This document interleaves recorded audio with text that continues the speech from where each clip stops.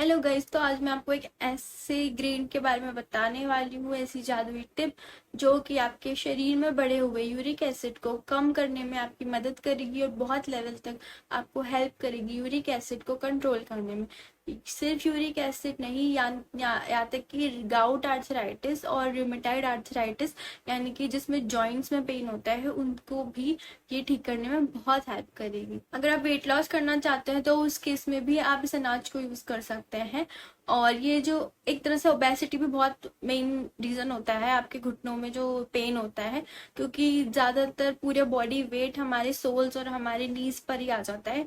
तो hip joint उनमें बहुत ज्यादा फर्क पड़ता है, जो कैलिकस जिसको हम बोलते हैं, ये जो जॉइंट साइड में बहुत ज्यादा फर्क पड़ता है, हील पेन होता है, जिससे कि गाउट आर्थराइटिस तो बढ़ता ही बढ़ता है और उसका पेन और इन्फ्लेमेशन भी बढ़ता है। तो इस अनाज को यूज करके खाकर आप काफी इन सारी प्रॉब्लम से अपने आप को बचा सकते हैं। गाइस, यूरिक एसिड जो बनता है वो बनता है एक जो प्यूरिन्स की वजह से, यानी कि ये एक मेटाबॉलिक वेस्ट होता है जो कि हमारी बॉडी में जब हम डाइजेस्ट करते हैं प्रोटीन को तब प्यूरिन्स बनते हैं, और ये एक नॉर्मल ह्यूमन बीइंग में भी बनते हैं। बट नॉर्मल जो कंडीशन होती है उसमें हमारी किडनी यूरिक एसिड को प्यूरिन्स को बाहर निकाल देती है। बट जो लोग यूरिक एसिड से परेशान होते हैं, यानी कि जिन लोगों की किडनी उसे बाहर नहीं निकाल पाती, फिर वो यूरिक एसिड क्रिस्टल की फॉर्म में हमारी बॉडी में जमा होना शुरू हो जाते हैं। स्वेलिंग, चलने फिरने में दिक्कत हो सकती है आपको, रेडनेस हो सकती है और बहुत ज्यादा थकान जब भी आप कोई भी फिजिकल एक्टिविटी करते हैं।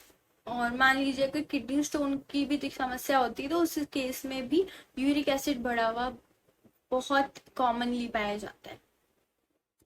जल्दी से जल्दी अपना आप ब्लड टेस्ट करवा सकते हैं और ये पता लगा सकते हैं कि अगर आपकी बॉडी में यूरिक एसिड, आपके ब्लड में यूरिक एसिड की क्वांटिटी ज्यादा है या कम है।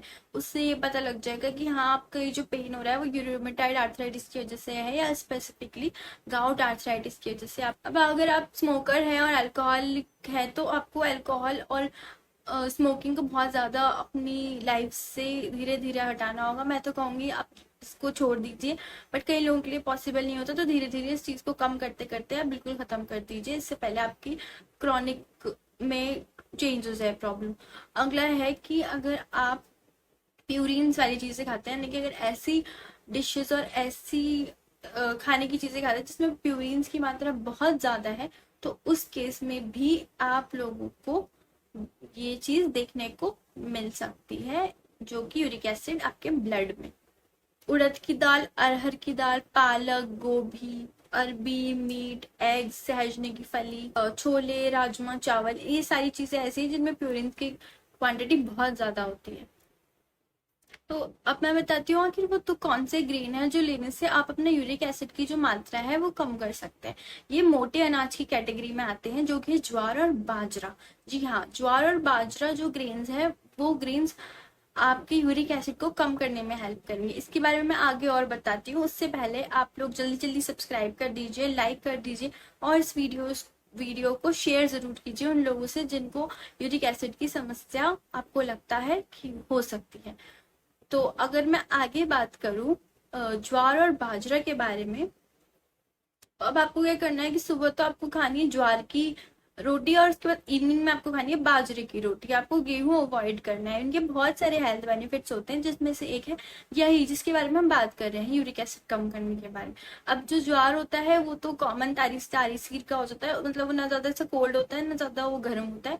अगर हम बात करें बाजरा की, तो बाजरा गर्म होता है तासीर में, तो अगर आपके यहाँ पे टेम्परेचर बहुत ज्यादा है तब उस केस में आप उसे अवॉइड करते हुए बाजरा की जगह ज्वार को ही अपनाए। बट अगर नॉर्मल टेम्परेचर चल रहा है तो सुबह आप ज्वार और बाद में आप बाजरा भी अपनी डाइट में ले सकते हैं। करीब 1 महीने तक आपको ये रूटीन फॉलो करना है और 1 महीने के बाद आप उसकी क्वांटिटी भले कम कर सकते हैं, बट 1 महीने तक लगातार आपको यही रूटीन फॉलो करना है। अब इसमें मैग्नीशियम, कैल्शियम, फास्फोरस और आयरन की क्वांटिटी बहुत ज्यादा होती है और ये आपकी बॉडी को बहुत ज्यादा फायदेमंद दे सकता है। इसमें क्या है, विटामिन B12 की क्वांटिटी भी बहुत ज्यादा होती है, जिससे आपके जोड़ों को तो मजबूती मिलती है, उसके साथ साथ एक्टिव भी रहते हैं और आपको बहुत ज्यादा जो थकान होती है उससे भी आपको छुटकारा मिलता है। इसमें प्रोटीन और सॉल्युबल फाइबर भी पाया जाता है, जो कि आपके डाइजेशन को भी इम्प्रूव करता है। वजन घटाने में भी बहुत फायदेमंद होता है, क्योंकि इसमें में फाइबर होता है और साथ साथ आपकी शुगर को भी कंट्रोल करने में बहुत ज़्यादा हद तक हेल्प करता है।